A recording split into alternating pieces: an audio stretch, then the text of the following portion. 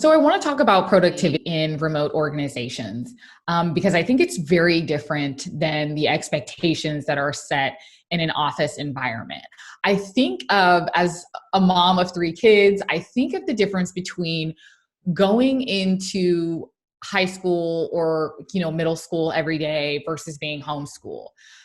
If you were one of those kids who went to school every day and you were like me, you always looked at the homeschooling kids and were wondering how come they finished school at 1 o'clock and we all finished school at 3, sometimes 4 o'clock, plus had homework, but the homeschoolers were wrapped up, in the afternoon. And then they had time for all of their other homeschooling activities, like joining the science club and applying to Harvard when they're 12. So one of the things that I would say office and remote work productivity are analogous to that situation, to that dynamic, right? So you have the people who go to middle school and high school, who the teacher takes attendance at the beginning of each class to make sure that you're there. They mark your truancy. They are, there's perfect attendance awards given out, and all of the accoutrement of being present, which is part of the way that we are socialized into productivity.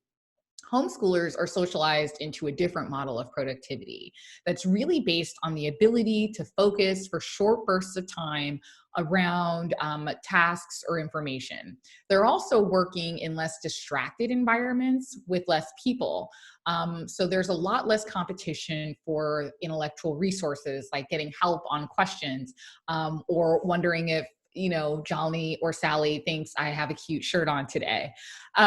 So when you're homeschooled or you homework, which is what remote work is, no one is tracking your hours and making sure that you're present for class. So it really is up to you to develop the kind of independence and self-starting attitude that a lot of homeschoolers exhibit. They're responsible for delivering a certain amount of work at each day or at the end of each week. It's the same in remote work. We're responsible for delivering a certain amount of work at the end of each day or at the end of each week, month, or quarter. So how you are able to get that done is totally up to you, but it also allows you to and requires you to get to know yourself a lot more. If you were someone like me who wasn't homeschooled and whose productivity was assigned during the day, that you're going to be productive in history and then you're going to be productive in math for an hour and then you're going to have a lunch break, that's how your productivity was scheduled out. And that happens a lot when we go into the office too. Our productivity is mapped out. In the morning, we're going to do this, and then we're going to have these meetings collectively, and then everyone's going to have to take work home because we spent so much time sitting together being productive that we haven't really gotten enough done. And that's what ends up leading to the burnout of so many people who work in offices, which is driving flocks of people into remote work.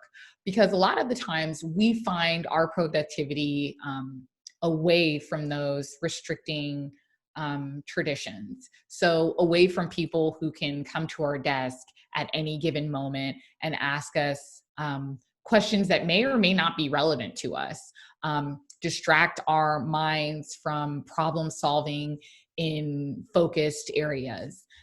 We lose our train of thought quite a bit in office environments. We find ourselves looking around, being distracted, wondering if this is where we should be prioritizing our time, emotionally flustered, often by things that are happening around us or to us in an office space. And you simply, all of those things are removed to zero when you're working remotely. So you have to get in touch with yourself and how you work best. In the course book, I talk about tracking your time. And I know this sounds like irrelevant homework, but it's actually incredibly important.